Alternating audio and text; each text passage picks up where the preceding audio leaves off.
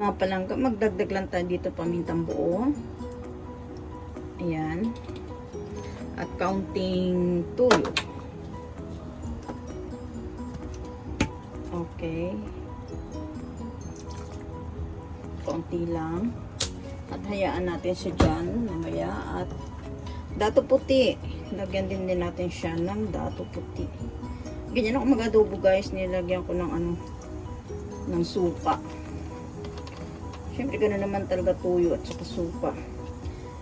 Dahil masabaw ho siya guys, antayin natin siyang maluto hanggang maubos ang kanyang sabaw. At saka natin lagyan ng brown sugar. Okay, pagkabangan po.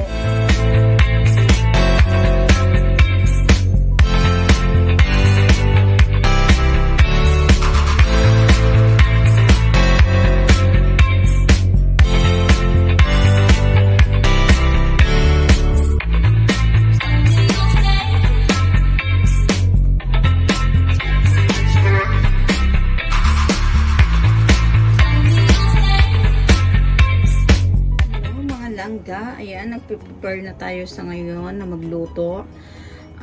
Kanina ang ating lechong kawali ay pinapadry pa natin doon sa labas para prituhin natin bukas. Now is nagpe-prepare ako, magluluto ako ng adobo. Ayan. Adobo with gabi. Painit na tayo ng apoy, maglagay na tayo ng kaunting mantika lang. Okay, dito na ako gumamit sa Ayan, nalinis ko na rin lahat at naigaya ko na po.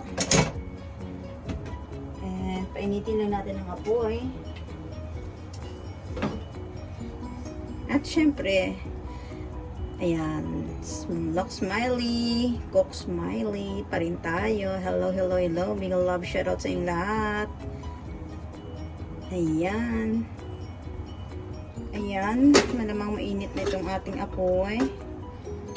Okay. Kasi kaunti lang naman ang adobuhin ko kasi kami lang naman nakakain. Gumamit na ako dito ng white onions.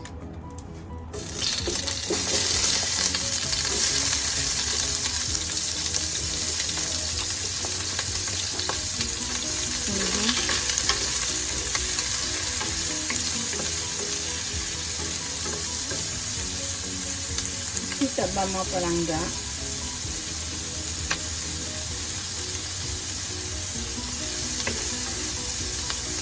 Antayin na natin yung golden brown. At yung kaninang ating pinakuluan din na pork ay pwede natin yung sabaw niya kanina. Pwede din natin dito guys ilagay. Ayan ang golden brown na. Pwede na natin isuhog ang ating bawang. Inuuna ko talaga guys yung onion. Inuhuli ko yung bawang. Kasi yung bawang talaga mga palangga, agad siya nag-golden brown. Madali siyang syempre diba pag masyadong sunog yung bawang mapait. Ayan. At syempre ilagay ko na rin mga palangga ang aking ginayak na luya. Ayan, ginger. Luya tayo dyan. Kamay na itong ating patatas.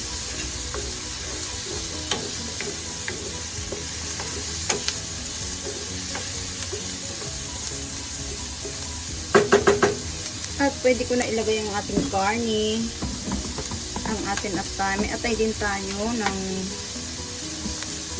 baboy. Ibahin na muna natin kasi baka madurog. Panghuli kasi yan. Ayoko ng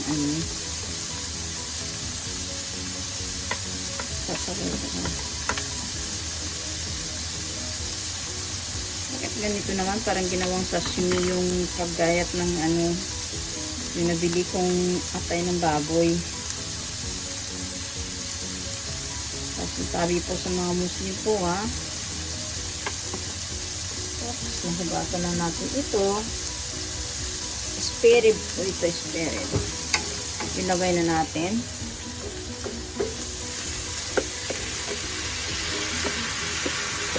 Ilagay natin ito para mag golden brown.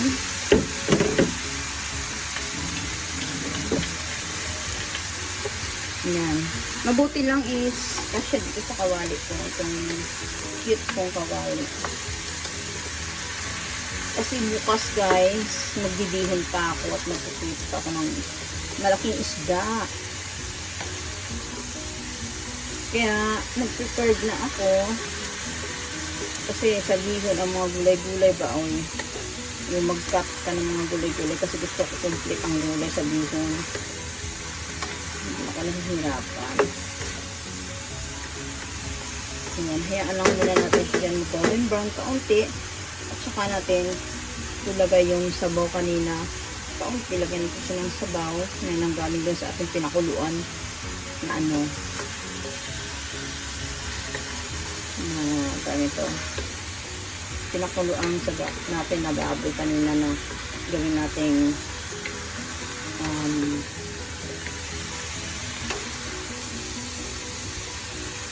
lechong kawali. Ang lamig sa labas, mukhang frozen pala lalo yata yung lechong kawali ko dun. Yan guys, dahil nag-golden brown na siya, pwede ko na lagyan ng sabaw. Kuha tayo ng sabaw doon. Sandok tayo. Andito lang sa tabi ko kasi hindi lang magkasya sa kitchen. Ito po siya, yung ating prepared na sabaw na pinakuluan natin sa ano kanina. Ayan. Kasi sayang ang ingredients din natin guys. Nakakatipid na rin tayo. At ayan yung sabaw ng ating kaysa itapon lang natin, di ba? Ayan. May dahon laurel na ho siya. At lagyan pa natin ng sabaw para gusto ko yung ano yung lutong-luto ba siya. Yung adobo natin. Oops. Okay pa. Ayan. And pag kumulo na yan at maubos ang sabaw niya, saka na natin ilagay ang liver. Kasi madali maluto ang liver niya. Kaya pakabangan. Magdagdag lang tayo dito pamintang buo. Ayan. At counting tuyo. Okay. Konti lang. At hayaan natin siya dyan mamaya. At dato puti. Lagyan din natin siya ng dato puti. Ganyan ako mag-adobo guys. Nilagyan ko ng ano, ng suka. Siyempre ganoon naman talaga tuyo at saka suka. Dahil masabaw siya guys. Antayin natin siyang maluto. Hanggang maubos ang kanyang sabaw. At saka natin lagyan ng brown sugar. Okay, pagkabangan po. Ayan ang mga palangga. Iglagay na rin tayo ng liver spread. Ngayon, ilagay ko na rin po ang ating liver. Para hindi maduro. Yun, parang pang naiwan. Pero, syempre, lutuin pa natin ito masyado. Kailangan gusto ko kasi guys, wala siyang sabaw. Talagang ubos. Kaya wag natin galaw-galawin ang liver kasi masisira. Ito po yung ginamit kong liver spread guys. Hindi ko na naipakita sa inyo. Then, mamaya ko na ilagay ang ating pang-last na sahog na patatas. Oh. Mahayaan muna natin siya dyan na kumaunti ang kanyang sabaw. Yan guys, ang ating adobo. Dapat itlog ang ilalagay ko dyan. Hindi na kasi ano na lang, patatas. Pwede naman yan eh. At kasi adobo kasi maraming diskarte. Pwede ka maglagay ng itlog, patatas, or pineapple. Yung, ano ba, ang tawag na, pineapple ba yung giniat-giat na? Yun. Pineapple. Masarap yung sabaw ng pineapple na ilagay mo dito sa adobo. Siya yung magtutubig doon. matamis na katas. Then mamaya ko na ilagay yung brown sugar natin, guys. Okay, mamaya natin balikan ulit. Ayan mga palangga, kung makaunti na po ang kanyang katas, pwede na natin ilagay ang ating patatas. Hindi pala to gabi. I'm so sorry, gabi ang sinasabi ko. Minsan kasi nabablangko ako na sinasabi ko. This is a patatas. Ayan, malakihan na yung ano ko, paghiwa ko. Yan, at saka syempre sipin ng patatas yan, yung ano niya, katas nito, at kakaunti pa yung sabaw nito. Okay, hayaan muna natin sa dyan at takpan. Hindi ko na siya nilagyan ng manghang kasi nagre-reklamo minsan si Tate Nakate pag masyadong manghang ang ating ano, adobo. Tingnan nyo guys, grabe yung ano. Pailalim lang natin ang ating ating ano, patatas. Aray ko, ang init. Kaso naman ako intay. Tumalsik, ang sakit. Ay, grabe. Sige, takpan muna natin siya. Ayan, antayin lang natin siya dyan ng mga siguro 30 minutes. Lagyan ko muna ng ano, paso ako yan, lagyan ko muna ng ointment to.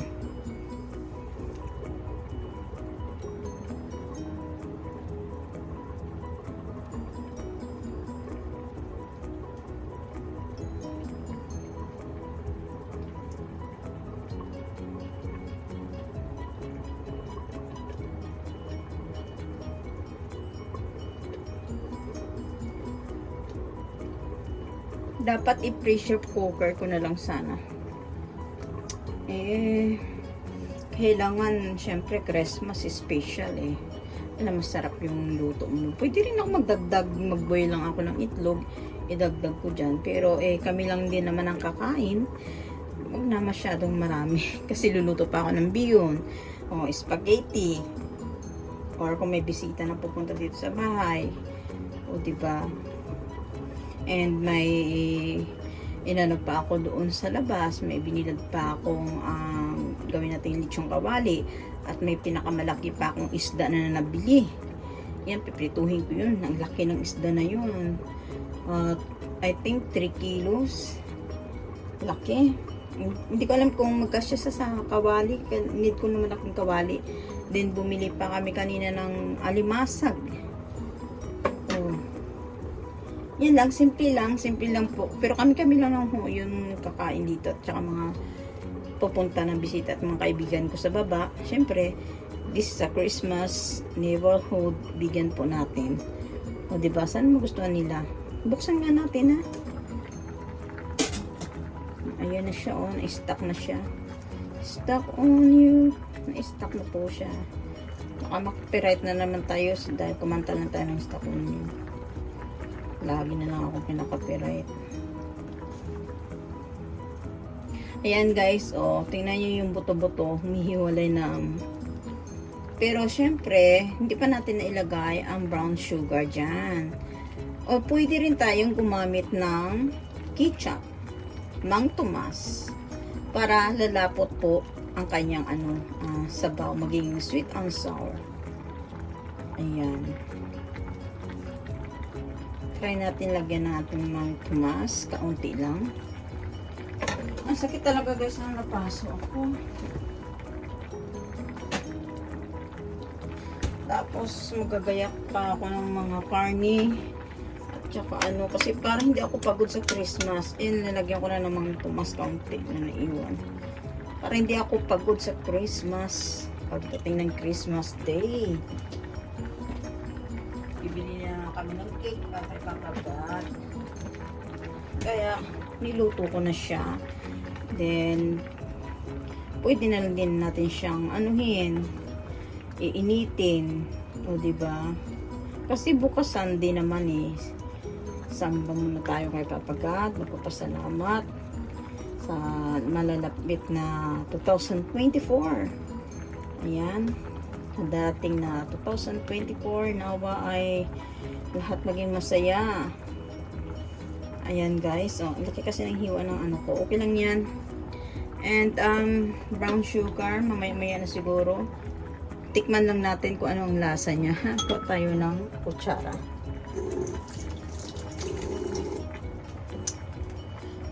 At saka ayoko ng pag Christmas maraming hugasin. Ayoko ng ganun. Pamahiin ko yan eh. Tapos New Year, maraming mga kalat-kalat. Ayoko ng ganun. Kaya in advance ko pagluto. Oops.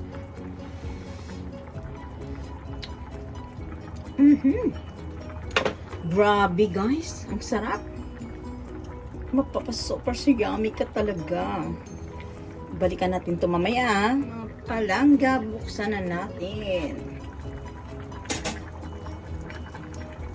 O, tingnan nyo naman mga palangga. Ubus na halos yung sabaw niya. At saka grabe, yummy, yummy. O, hindi pa durog ang ating gulay. Ang ating patatas. Ayan ang nakakasarap dyan. Then, nilagyan ko na lang ho siya ng 3 green chili. Pampakulay sa ating buhay.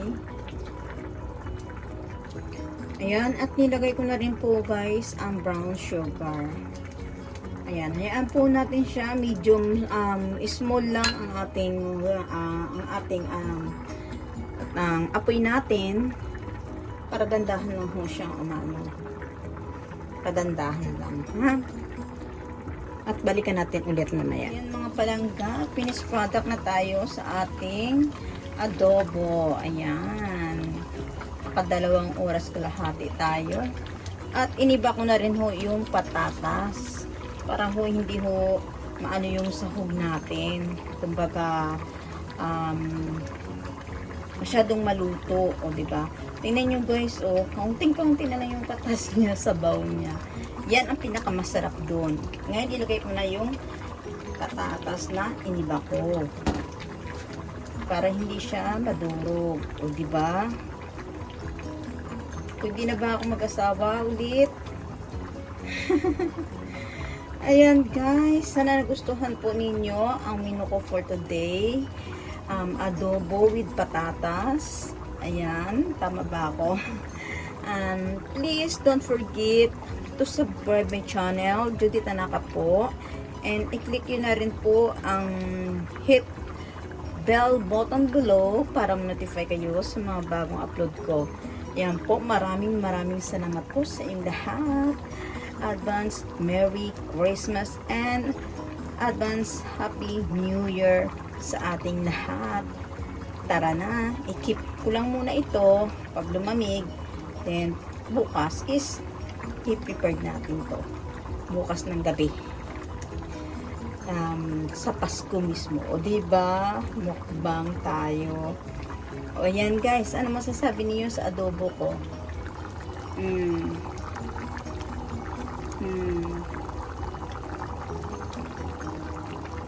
O, diba? Ayan, maraming salamat po sa inyong lahat. Sana nagustuhan niyo po ang ating menu for today. I love you all guys and enjoy it. Merry Christmas! Tonight.